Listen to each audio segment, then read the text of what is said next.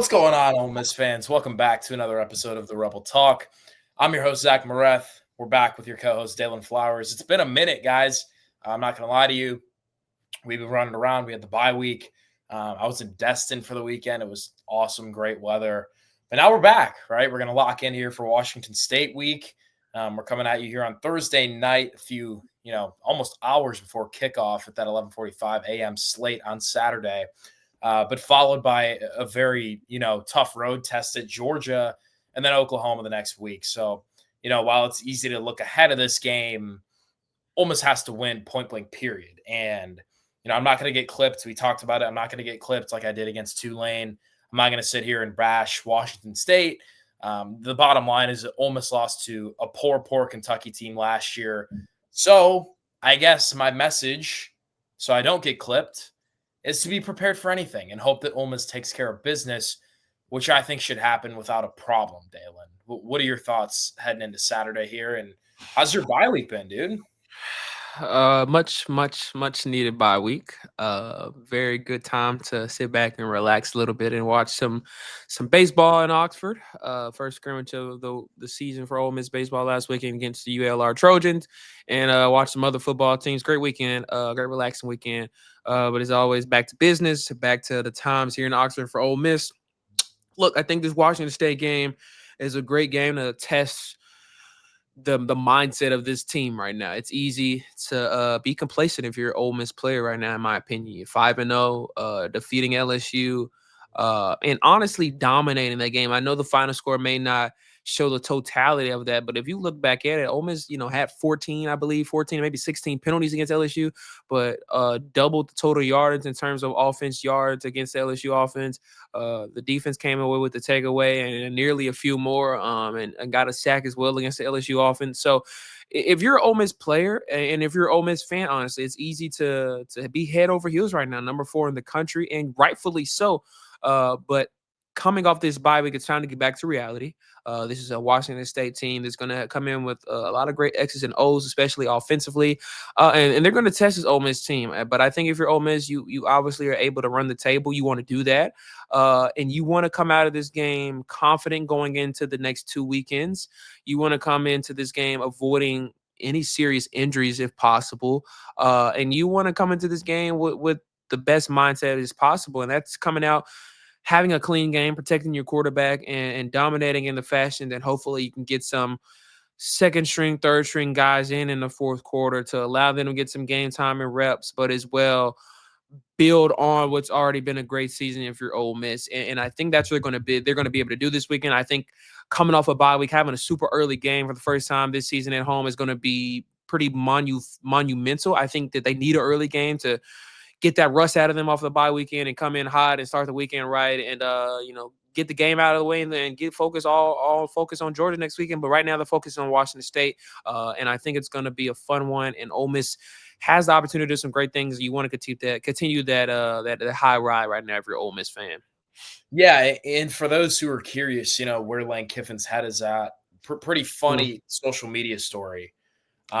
He went on Pardon My Take, which is all the Barstool guys, and he told Big Cat, the host of the show, hey, I might reach out to you at some point this season, in case we need a little extra motivation. And Big Cat came out with a tweet earlier this week, basically saying how Washington State's a sleeper for this week, how, they're going to come ready for Ole Miss. So I'm not saying Lane did reach out to Big Cat, but at the same time, I think, it's pretty obvious that's the case.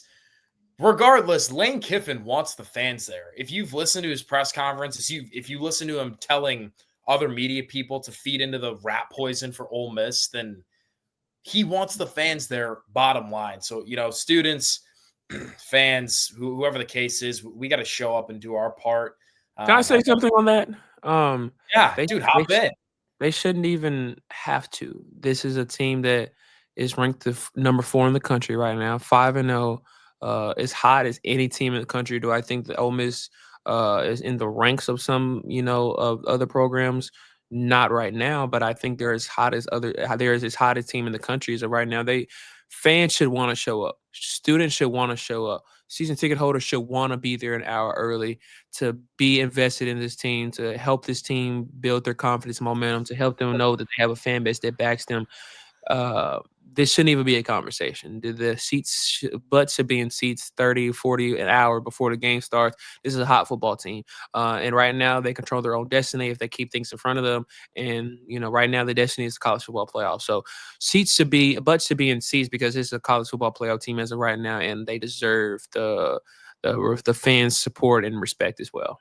I agree, man. And, people want to keep talking about the stadium expansion. They want to invest more money into the program so that eventually happens, bumping up to, maybe 75, 80,000 people in the Vaught. Well, that's not going to happen if, these 11 a.m. kicks take place and no one's there. So it's pretty important that, we showed rushing the field is the new standard at Ole Miss, but even at these 11 a.m. kicks, the fans got to come ready, just like the players do. Because, Lane said it, but the fans get upset when the players show up sleepy to a game they're supposed to win, and the players should have the same expectation for the fans who should be behind them. Also, I think this is maybe the only home game in October, potentially, maybe. So, come on, let's show out. It's been a 4-game stretch, dude. We've been home for a minute. This is the finale, so come support, man. I want to get your thoughts. Recent story here in college football, Daylan. Auburn and Baylor. Did you hear anything about this? They moved their game from Auburn to Atlanta for the Aflac Mercedes-Benz kickoff. And the reasoning was to enhance NIL compensation to their Auburn players. Apparently, they can reach up to $5 million as a program by moving this game to Atlanta. Lane talked about it a little bit on the SEC teleconference, and his mindset was like, the fans are the ones making sure the program runs. Why would we take away a home game from them? So I don't know. With a program like Auburn, I don't think they necessarily need that additional maybe $5 million when they can literally fundraise that in probably not a whole lot of time. They got a lot of people over there. I don't know. It feels weird taking away a home game, especially to the small towns of the SEC. I just want to get your thoughts on it. Yeah, actually I hadn't heard anything about it before you brought it up, and I searched it up real quick. That's it's a weird feeling, I'm big on. I had a conversation with a teacher earlier. I'm big on. I remember the old days, and I sound like I'm 45 saying that, but I'm big on nostalgia and tradition, and it's a weird feeling to hear that the causation for a game to be moved from Jordan-Hare Stadium, which is one of the best atmospheres in college football when it's packed, and Auburn fans have got that place rocking. That's one of the best atmospheres in the country. So to hear that, it's sad. And again, let me reiterate my stance on NIL. I'm here for players to get paid. I think they deserve to get paid. But I think in terms of this is kind of a sour feeling, when you're a college football fan, especially in the SEC, you only get, maybe 6, 7 of these every year. And you want to savor every single home game that you're able to get, every single tailgate you're able to get within your community, within your fan base, within your friends and family, whatever school you support.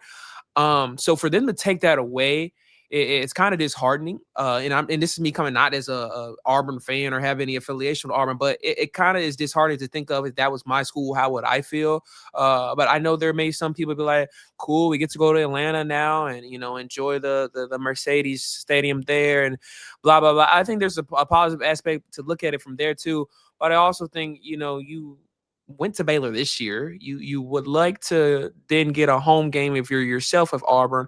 And I think that's important to I don't get the necessity of that. I don't know the money revenue off the top of my head. I'm not into all that, especially at Auburn. But I would think that they would benefit more if the game was at Jordan-Hare Stadium, having recruits there at their stadium for recruits to see what the atmosphere is like, NIL to I don't know, but that's a weird feeling. It's weird to say today in college football, a game was moved from the Auburn Tigers home stadium to Atlanta because of NIL opportunity. That's just that's not even like that's not even like a professional thing. That sounds so weird to Yeah. even consider being real. And the fact that it is real is it's disheartening as a college football fan. Yeah, it's a really strange situation. I'm happy that Lane takes, seemingly the morally correct stance on the whole thing. But yeah, just to get numbers out for you, Day, the ticket allotment's 21,000 tickets to Auburn fans Yeah. compared to 90,000 in a home game in their home state. I don't know. It's a weird one. It's a tricky one, but the athletic director thinks it's a good opportunity for the national level. It is what it is. It's done. I just hope Ole Miss never does that because there's a lot of people who, the Ole Miss games in Vaught-Hemingway like make or break their week. It's a very big deal around here. There are not a lot of pro football teams around the state of Mississippi, similar to Yeah. Alabama. So it is what it is, man. I want to bring us back to the Ole Miss game this weekend. Just a couple things I'm looking for. You talked about the mindset, Daylan.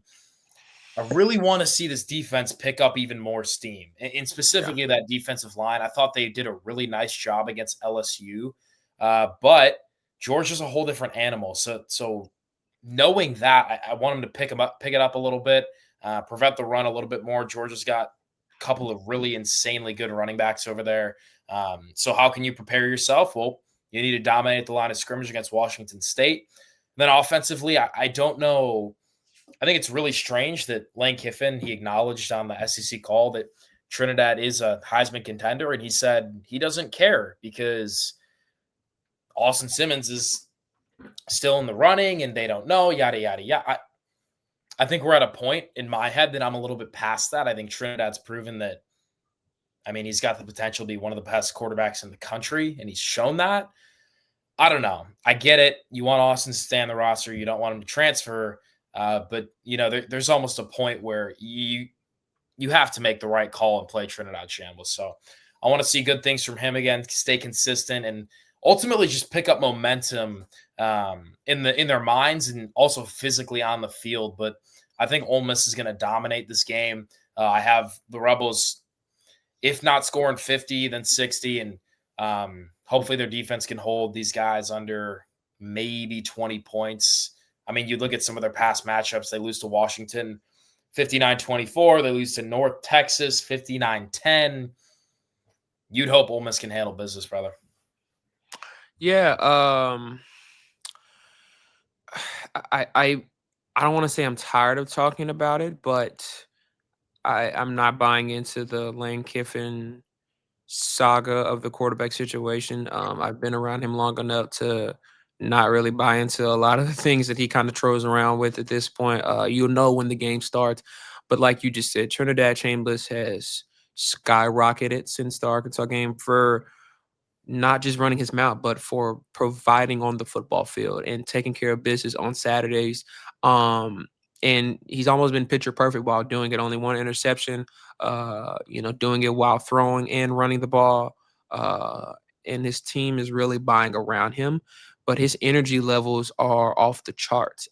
You want a guy like that as your quarterback that is not only elevating himself in terms of his performance, but elevating his teammates, and that's what he's doing.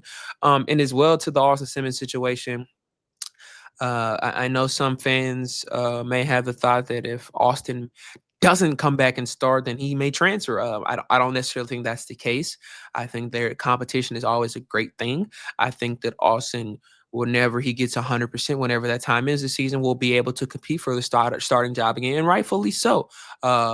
He's earned that. He earned the starting job before the season started for a reason. But at the same time, I said this before the LSU game, and I'll say it again. There's no reason to rush him back. And I'm not saying that just because of Trinidad Chambers' performances. I'm saying that because ankle injuries can really, really define a quarterback's career, and you don't want to rush this 19-year-old kid back that has a great amount of talent to be really, really good back before he's 100% ready to be back and injure and mess up his career. I think that this team is in great shape right now. There's no reason to rush Austin Simmons back. This team has a great family chemistry around them, and this offense is really, really thriving at the moment right now. It's not just Trinidad; it's the offensive line that's been outstanding since the Arkansas game. Zach, it's the running game with Kewan Lacey and Logan Diggs that has formidably becoming a little bit of a balanced tandem. It's the wide receivers and the tight ends that are all seeing great numbers, whether it's Daquan Wright, Caden Lee, Deshaun Stribling, Harrison Wallace, Deuce Alexander, and you're even seeing a collection of other guys as well. But those guys are all finding the rhythm. This offense has a lot of weapons in its arsenal, and Trinidad Chambers is using all of them to its highest resources. I don't think there's a reason to rush Austin Simmons back. I think this offense is flowing at a high level right now. And that's because of the chemistry within this offense and as well the understanding of what is meant to be done for this team. Look, you could bring a guy in like Trinidad Chambers and think, okay, he has a lot of great potential. He played really well at Ferris State. But can he really understand how this system needs to be ran? He has, and he has done it so far. That bites onto what Lane Kiffin and Charlie Wise Jr. have done here. There are other players at other schools this year that have been around that system for three years now, and they're still finding the struggles within their own system. But it speaks to the volume of what exactly Lane Kiffin and Charlie Wise Jr. sought out in the transfer portal this offseason, what they wanted and what they got with Trinidad Chambers. On the defensive side of the ball, I'm really just proud of the way they've played since the Arkansas game. And I don't think, again, I personally didn't think they played horrible against Arkansas. I thought Arkansas just had a great game plan. I thought Taylor Green executed the game plan almost perfectly. And if they didn't fumble that ball in the last round, they could have possibly won that game. But I think Ole Miss, since that game, has not, pointed the finger at anybody, and they've all taken accountability in terms of the players on that defense, and they've showed up. The secondary has committed turnovers, and since in the Tulane and LSU game, I would hope they keep that up again against Washington State and commit a third straight turnover in a third straight game to build some more confidence going into Georgia. You hope the defensive line continues the pressure that they put on Garrett Nussmeier a couple weekends ago against Washington State, and you hope to see at least 2 or 3 sacks if you're an Ole Miss fan. And you really want to see Suntarian Perkins pick up his first sack of the season too. That drag and pull he had against Garrett Nussmeier against LSU wasn't labeled a sack, so he's still looking for his first one of the season. But I want to say in terms of Suntarian Perkins as well, I don't think anyone really is, but for those people that may be, don't be concerned about his numbers. I think there are a lot of things moving in front of him in terms of pieces, and he's still putting up a lot of QB pressures every game. I just think that's the final piece for this Ole Miss front seven and the linebackers rushing in to help them sometimes is getting that quarterback down to the ground. The numbers may not see that in terms of sacks, but if you look at the QB pressures, if you look at the eye test and just watching the game, this defensive front is getting into the backfield. So I think those things will come together for the Ole Miss team. I hope to see Jalen Braxton maybe out there a little bit, and Cameron Breevers as well. I think this Ole Miss defense is flying right now, and I think they're going to keep it up. I'm going to go 49. I'm going to go 49-10 Ole Miss win this weekend against Washington State. My predictions have been horrible this season, so I apologize, for anyone, maybe betting on me or anything like that. But I'm going to go 49-10 Ole Miss. Rebs take care of business. Do their best to limit up penalties, limit turnovers on the offensive side of the ball. And again, like I said earlier, remove any injuries. You don't want to go into the next 2 weekends at Georgia, at Oklahoma, basically not 100%. You don't want to have any excuses. You want to go in 100% with your players and be able to go matched up against Georgia and Oklahoma with your high-powered players on both sides of the ball and on special teams as well. It's going to be a fun one, man, for those looking for other games that could potentially impact Ole Miss. Later in the day, Georgia plays Auburn in Auburn at 6:30 p.m. It seems like a game that Georgia's easily going to win, but it's at night. It's on the road. It's a rivalry. So that's a strange one. And if you're Ole Miss, you really want Georgia to win, especially since they already have one loss to Bama. But first and foremost, the Rebs got to take care of business. You heard mine and Dalen's predictions. Go ahead and comment yours below. Be sure to show up. Like we said, loud and proud. Game starts at 11:45 sharp. It'll be streamed on SEC Network. Anything else, Day? Be there, be early, be loud. LSU was a heck of an atmosphere. Hours before the game and the gates opened to the stadium. And when the stadium did open, the atmosphere was beautiful. That should be the normal for every game, whether it's LSU or not. So be there, be early, and be loud if you're an Ole Miss fan. And again, appreciate what you've got in front of you. There's not a lot of Ole Miss fans that have been able to experience the success that this program has done over the last 6 years under Lane Kiffin. So enjoy it. Be there to support these players. They deserve your support, and they want and need your support. So just be there, be loud, and be early, and enjoy this home game before we go on a couple weeks away from Vaught-Hemingway Stadium. Yeah, it's going to be fun, man. Appreciate you, Daylan. Be sure to leave a like, subscribe, comment. As always, hotty toddy, and go Rabs. Thanks, guys.